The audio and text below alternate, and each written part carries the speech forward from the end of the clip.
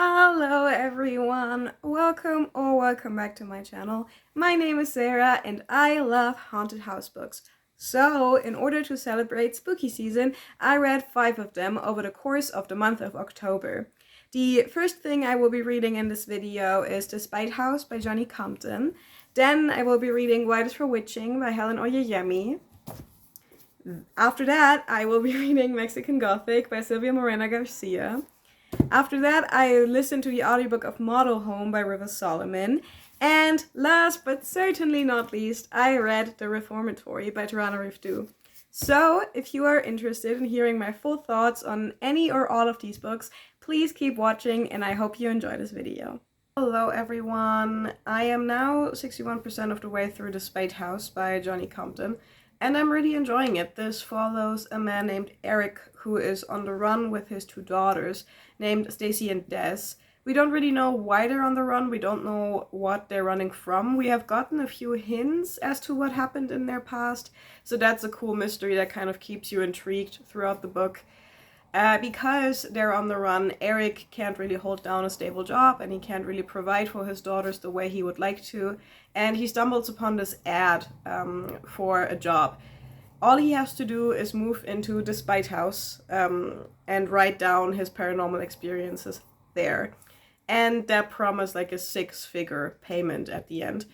And yeah, I think it's interesting. The setup is very straightforward, haunted house, which is cool, but there has been an element introduced to this book now that kind of sets us apart from other haunted house books and that I haven't really read before, and I think it's a really, really cool addition to this book. It is very fast-paced, I'm finding, so if you're looking for a haunted house book that is very, very fast-paced. The house in this is very, very active, so there's like ghostly stuff happening very early into this book. So if that's something that you're looking for, I would really recommend this. I think the writing is fun, like it's very easy to read, it's very entertaining. There is this really interesting story element that I have kind of alluded to, and I'm really interested to see where that goes. So yeah, I'm excited to finish that book. Right now I'm gonna get ready to film because I have technically 2, but I don't know if I have time for that, long form videos to film today. So I'm gonna go do my makeup and do all of that stuff, and I will update you when I have finished The Spite House. See you then. It is the next day and I have now finished The Spite House by Johnny Compton. I'm giving this like a 3.5 star. I enjoyed it. It was a good read. It was a very easy read. It was very fast paced. It went by pretty quickly. I really liked the characters. I think Eric, Des, and Stacy are all so endearing and likable, which I think was a good choice for this narrative. The family bonds are beautiful. They care so much about each other and they want to keep each other safe really badly, and that is the basis for all of their decisions, and I think that was good. The characters in this really, really consistent.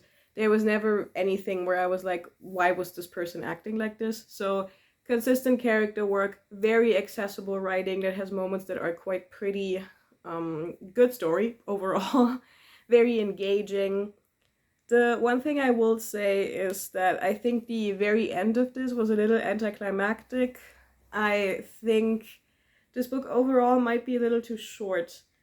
I have alluded to this in my first update on this book, but Johnny Compton introduces an element into the story that I haven't seen before like this in a haunted house book.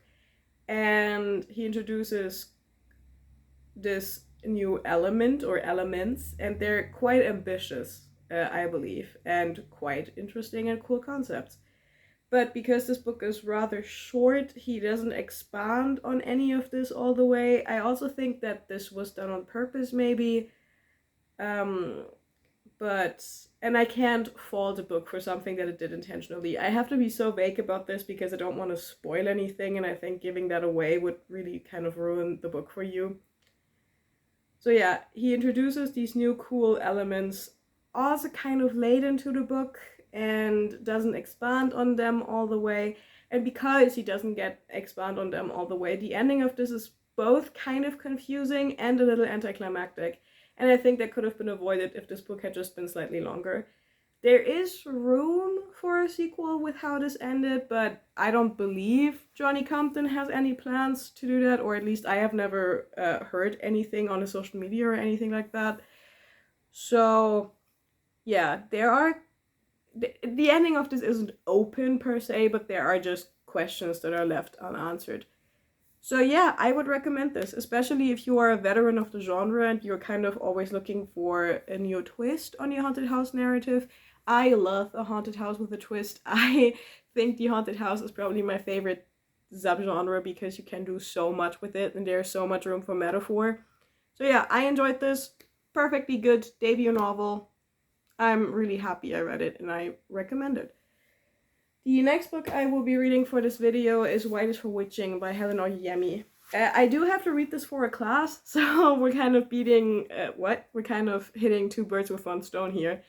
I think calling this a haunted house novel is kind of stretching the definition of the genre a little, but it's my video, so I am 60 pages into this, and it's 245 pages long, I think. So I will update you when I'm halfway through, so at around the 120 page mark. And yeah, I will talk to you then. Very first thoughts on this, the writing is absolutely beautiful. And very interesting, very poetic. So yeah, I will talk to you whenever I have something new to tell you about. I'm refilming this clip because I was making no sense the first time I tried. So here we go again. It has been a couple of days since I spoke to you, and I have now finished White is for Witching by Helen Oyeyemi. I never updated you at the halfway point of this because I really struggled to collect my thoughts on this. I still do, by the way. There were like large sections of this I don't think I understood fully. Like I read them and I had thoughts about them, but I was very confused as to what was actually happening. So yeah, this basically follows a young woman named Miranda, or Miri as her twin brother Elliot calls her. And she lives with her twin brother Elliot and their father Luke in a house that their father also rents out as a bed and breakfast. Their father is a cook. He writes cookbooks. He's a food writer. Doesn't really matter. And Elliot's and Miri's mother Lily has recently died. And Miri is really struggling with this loss. Miri had mental health issues before her mother died, but the death of her mother has really made everything worse for her. She has a condition called pica that makes people essentially eat non-edible foods. Her mother and grandmother also had this condition. So there are definitely conversations around in here around generational trauma and like genetic predisposition to mental illness. But I'm also not sure if this book is about mental illness at all, or if Miri is haunted by something way more literal. She sees things in the house that nobody else does. She gets lost in the house. She has extreme difficulty sleeping, and she tries to get help for this from mental health professionals, and that doesn't seem to work. So yeah, I couldn't even tell you if this book is about mental illness or about literal ghosts. Her brother and her father try their best to help her, but she just really struggles with her surroundings. She gets into Cambridge University, and there she meets Orr, and they strike up this friendship and possibly something more. And Orr then comes back with Miranda to the house, or rather she goes to visit Miranda. And that's the part where it gets kind of more clear what is actually happening in here.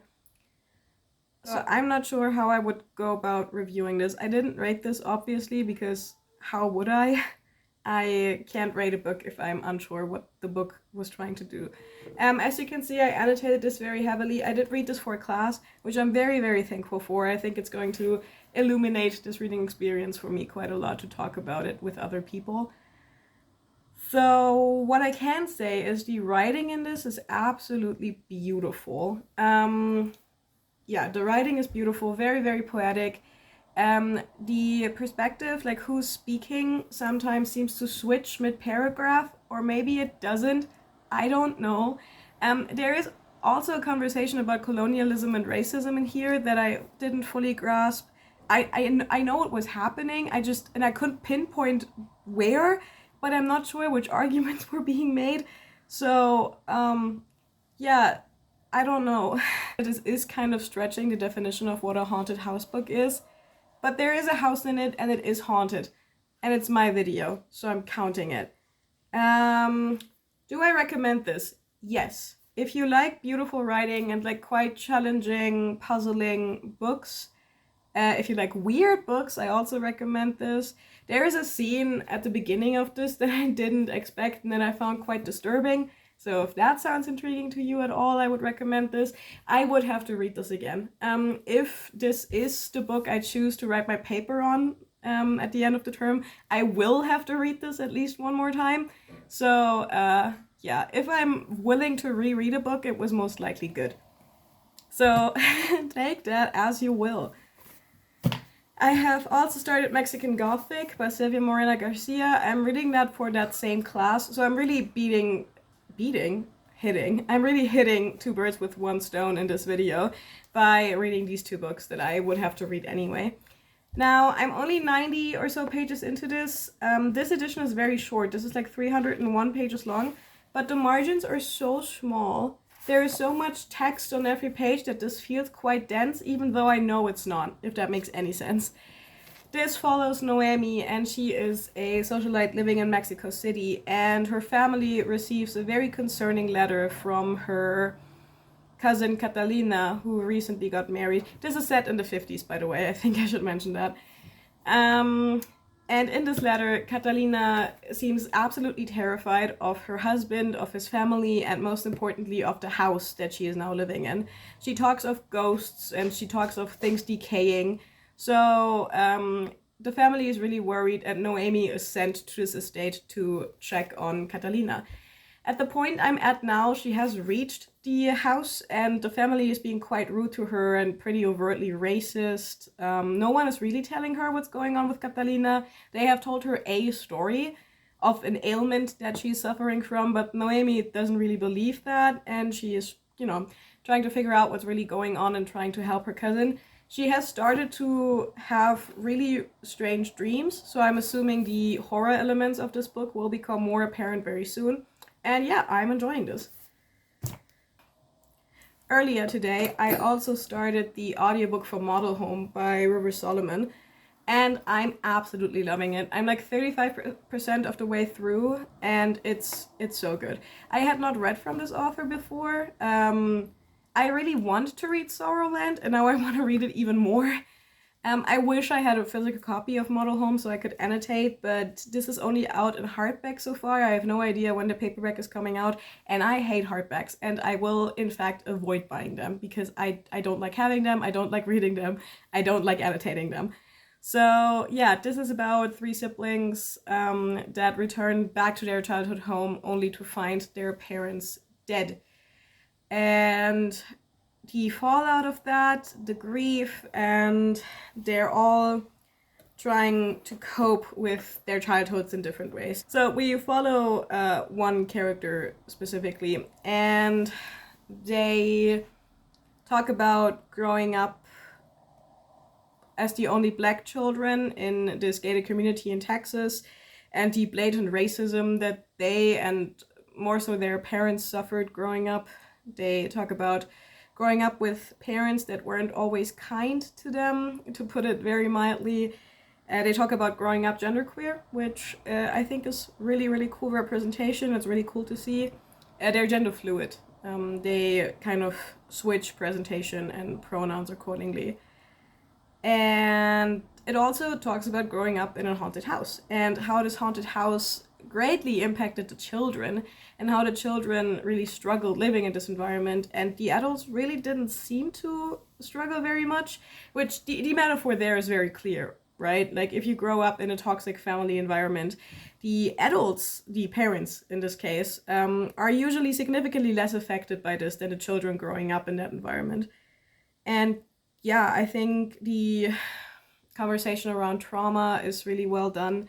This is a lot more graphic than I expected. This book also talks a lot about pedophilia and child abuse. it's quite disturbing in those scenes, which contrasts really nicely with the beautiful writing. So yeah, this is awesome. This is definitely a 5-star prediction from me right now. The developers of Pathologic, Icepick Lodge Games, are also apparently releasing something today. They have been teasing that for about 2 days, and it is now like what, 6 p.m. and still nothing has dropped.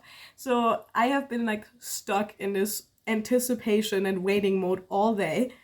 No one asked for that. I might film, like, whatever it is, I might film my reaction to it because I think it would be funny. So I will talk to you later whenever I have anything to talk about. Also, I am gonna go film my wrap up right now for September. So if I look the exact same in that video, mind your business. I only have so many days where I can film. So yeah, I will talk to you later. Bye.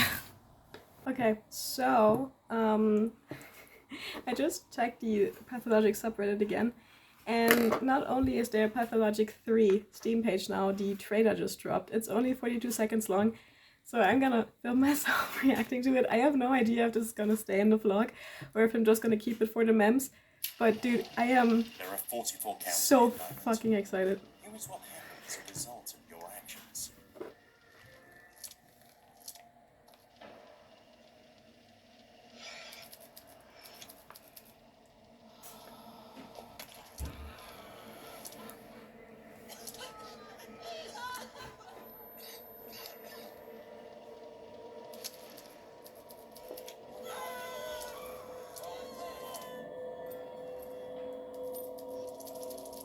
Is that so? Show me how it really was then.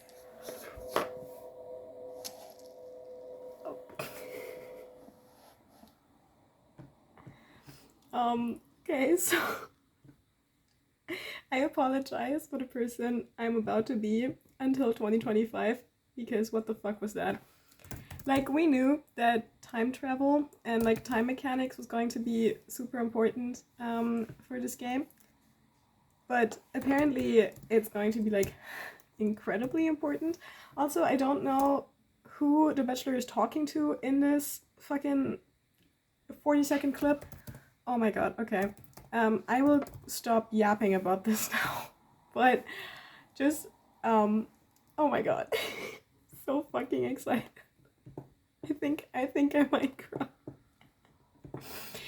Anyway, I will talk to you when I have a reading update.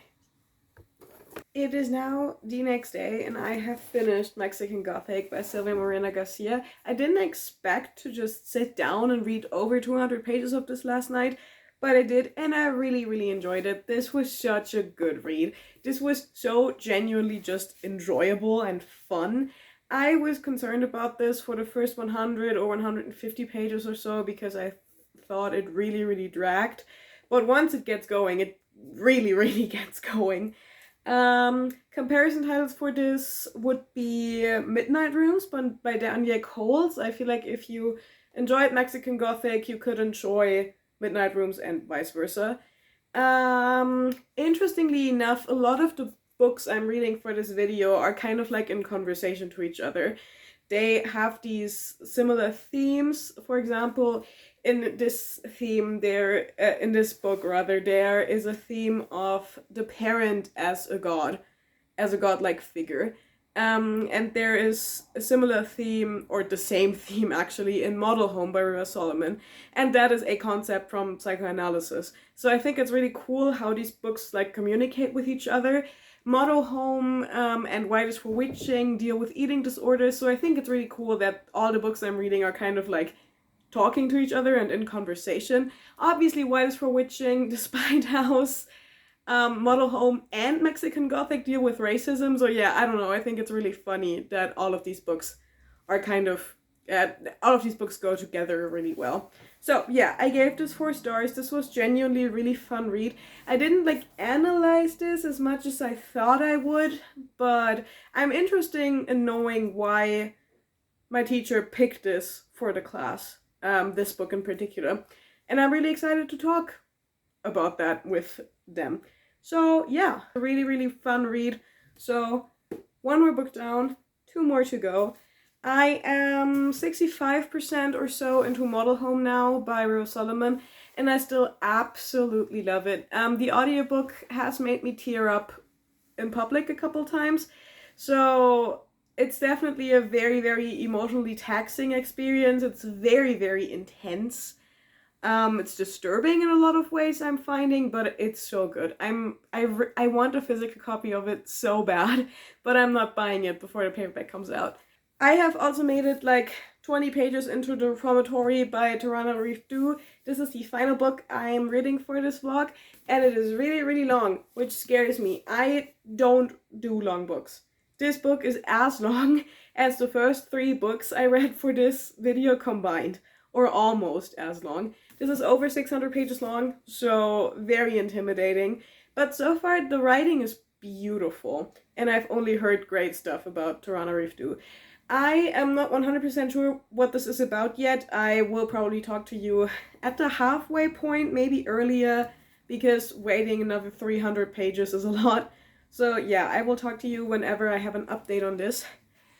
I went to town earlier today, just like downtown and like window shopped essentially, and at TK Maxx, I found a copy of George Orwell's The Road to Wigan Pier for like $4, and a copy of The Godfather by Mario Puzo for like $5. So that's awesome. This is in great condition too. So yeah, not beating the Literature Bros accusations with this one, but yeah, I'm excited to get to this. Really cool that I found it for cheap. Yeah, I also got a bunch of hair clips because I needed them. And then I took myself out to dinner. And yeah, that was my day. I will talk to you whenever I have an update on either the Reformatory or Model Home. I don't know if I will finish Model Home tonight. It is a distinct possibility, but I don't know yet. So I will talk to you tomorrow. Bye-bye. I'm coming at you with significantly shorter hair than I had the last time you saw me. I got a haircut today, clearly. And I love it. I really, really love it. It's a lot shorter than I have gone in recent years, and the layers are a lot choppier, but yeah, I really love it. There's so much movement and volume in there that I just didn't have previously, so I'm super happy with that. Today I participated at like this spoken word poetry thing at my university, and I haven't done spoken word since I was a teenager. It's been like 9 years, and I was really, really, really nervous and really, really anxious, but I think I did really well, and I'm really happy I went. Everyone there was so kind, and everyone there was so, so talented, and I had so many like great conversations, and I'm really, really happy that I had the courage to go. I finished Model Home yesterday morning. I didn't film myself immediately after or while I was finishing it because I was upset. I was very emotional. I was crying, and I didn't want to be on camera yesterday. And then today I got distracted by my hair appointment, which took like 2.5 hours, and then the poetry thing. I loved Model Home. Easily one of my favorite books of the year. It is so beautiful. It's so beautifully written. It is disturbing and descriptive when it needs to be. River Solomon balances those different stylistic elements so beautifully. They are such a skilled writer. Model Home has a twist I would typically hate, but it is beautifully foreshadowed. I think it makes perfect sense for the story that is being told here. The ending was absolutely devastating. If you're concerned about that, there is a certain like hopeful tone to the ending of the book. That's not the issue. But yeah, it was devastating to me. In general, this book is like very quietly devastating and quietly disturbing, and a very, very, very intense reading experience. I remember that I was listening to the audiobook while I went to dinner a couple of days ago, and I like teared up in this restaurant, like in public, and that never happens to me. So yeah, absolutely amazing book. I'm so, so happy I read it.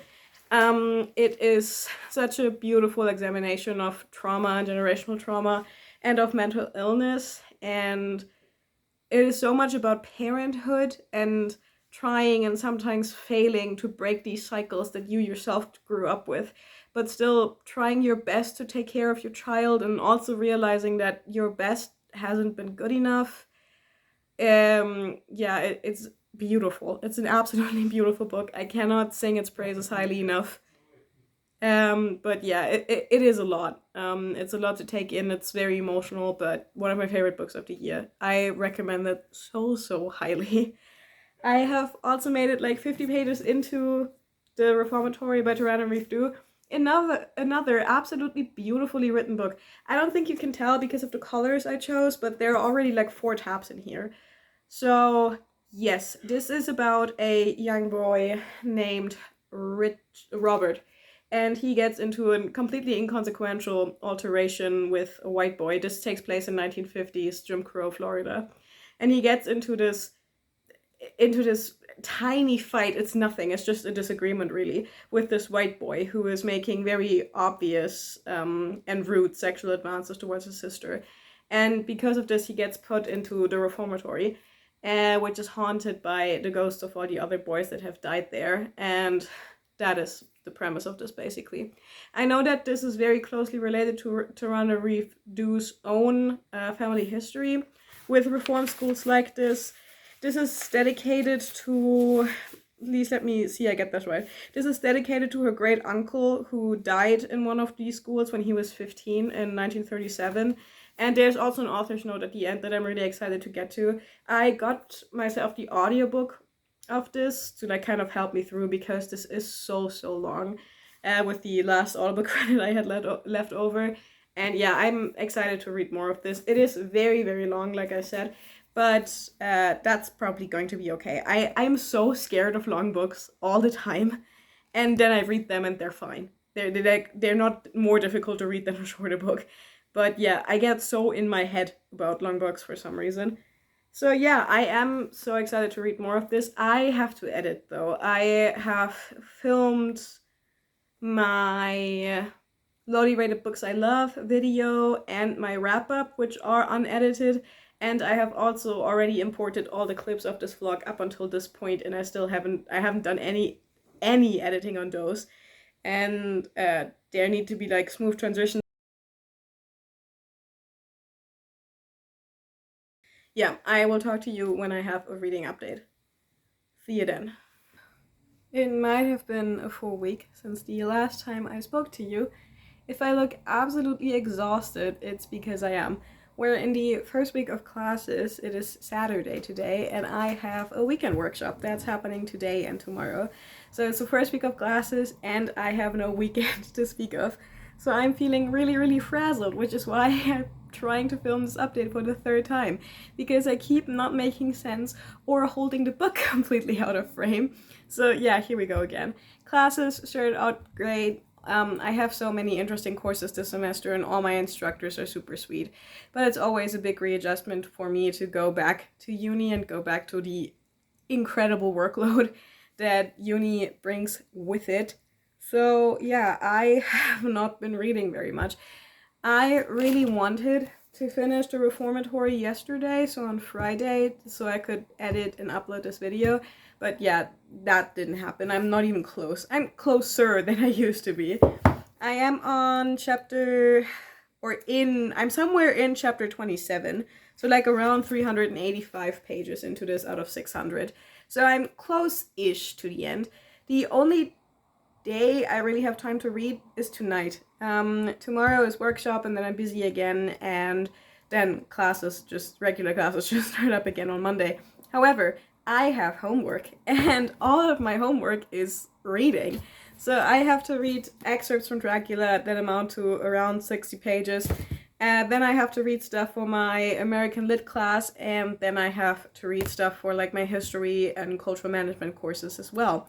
So yeah, I have to read so much for school that reading for pleasure has been exhausting recently. So the audiobook for this has really been a saving grace for me. So yeah, the reformatory. We have now gotten into more of the haunting and ghost stuff, and I like that. I think that's an interesting addition. And I think obviously it's an interesting metaphor because the ghosts in this really represent that pain that has been inflicted on people and on a group of people doesn't just go away. and that it can manifest as these ghosts. And yeah, that's cool. I like that. That's a good metaphor to use in here. But everything else that is going on in this book is so terrifying.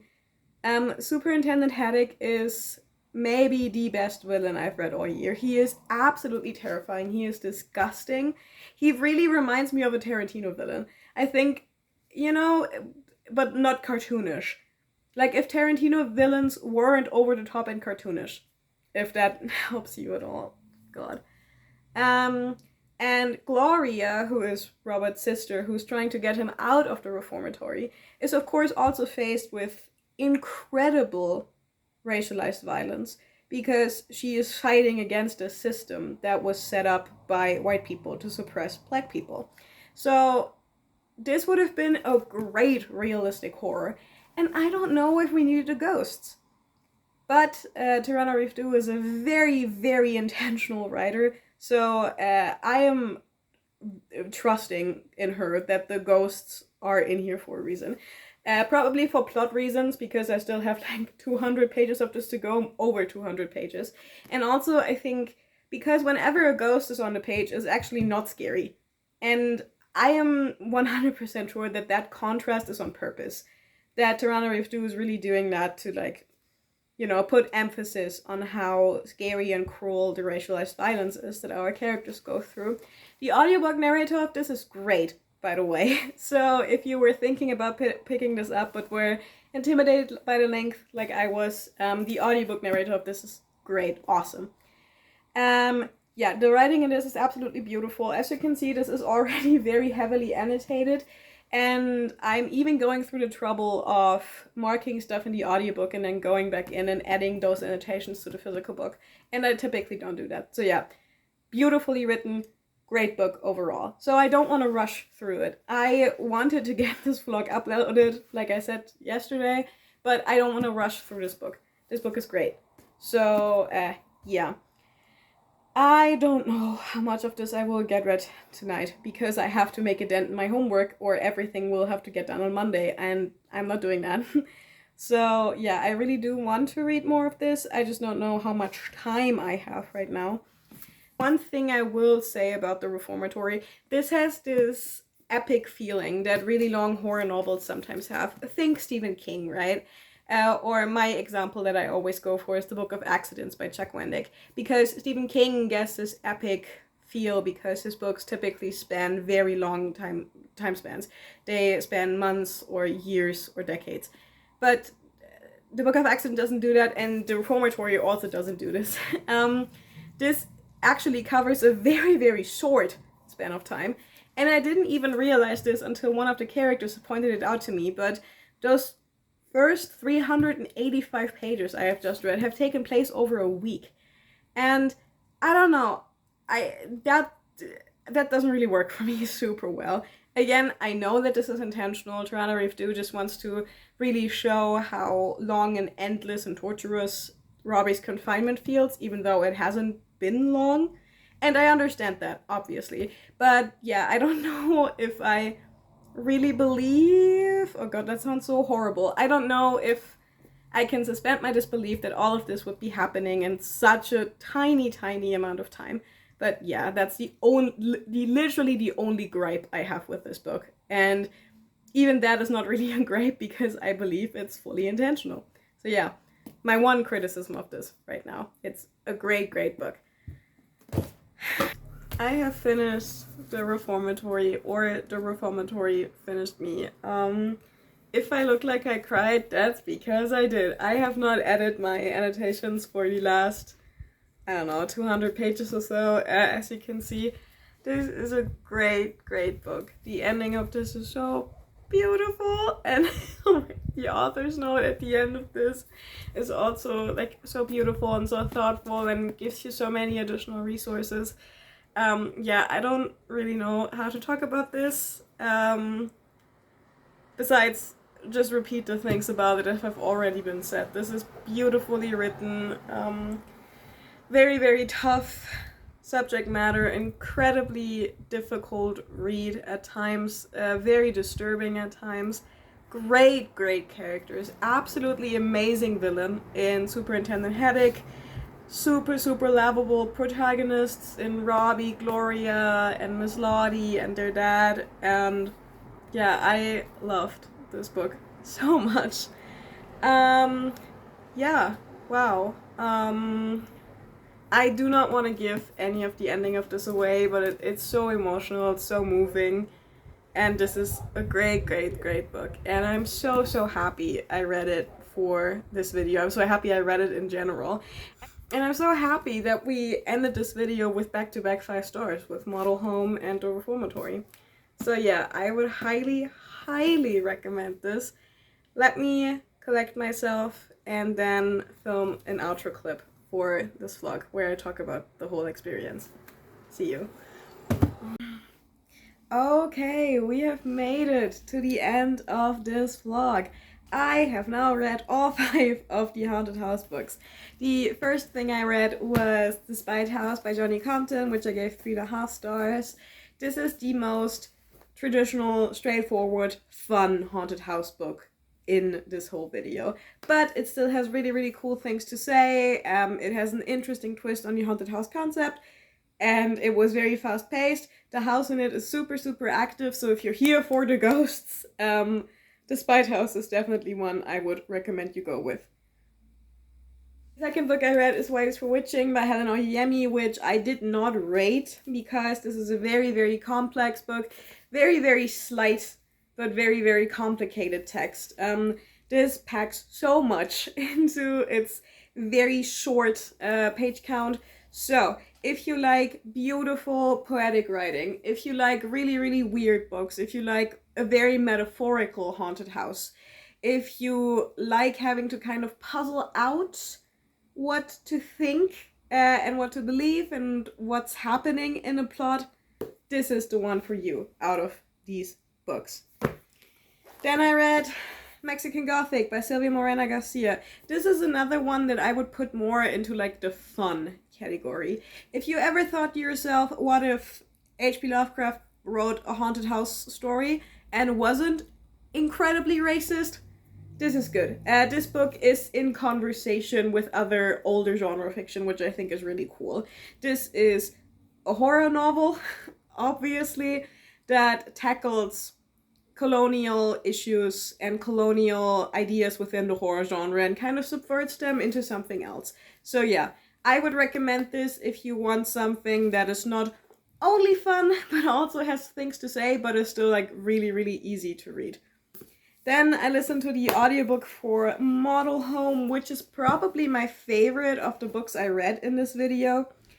Absolutely beautiful, incredibly devastating. Model Home is the haunted house book for you if you like the very traditional structure of a haunted house, if that makes any sense.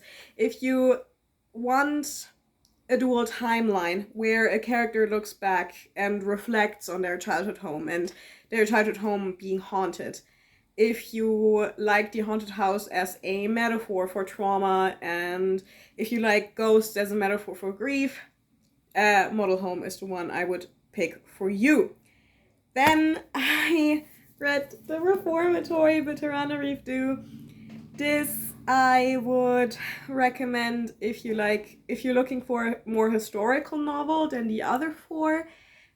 This is the obvious pick. If you like long stories that have like sort of an epic feel to them, if you are interested in the setting of the Jim Crow South, at this reformatory school for boys, if you are interested in stories that are clearly very, very close to the author's own personal history, I would recommend this one 100%. Beautiful writing, incredible storytelling, incredible characters. 5 stars. Wow! Oh, I did not give you my rating for Mexican Gothic. I gave Mexican Gothic 4 stars and Model Home a 5 as well. So yeah, I have not had this successful of a reading month in ages. So I picked great books for this, which I'm really, really proud of. And I'm also really proud of how these books just kind of happened to be in conversation with each other. I've talked about this in a previous update, but all of these books kind of have themes that work together really nicely. Most of them, if no all of them, deal with family and legacy and generational trauma and mental health. White is for Witching and Model Home probably most explicitly deal with mental illness. And I think they both have very, very different but very interesting approaches to that topic. So yeah, I'm so glad that this video worked out the way it did. I hope it was fun to watch. Keep your eyes peeled for a haunted house book recommendations video that I will be filming and uploading in time for Halloween. And I will see you in my next video. Please talk to me in the comments. Have you read any of these books? Did you like any of them? Or what is your favorite haunted house book? Okay, with all that being said, see you next time. Bye-bye!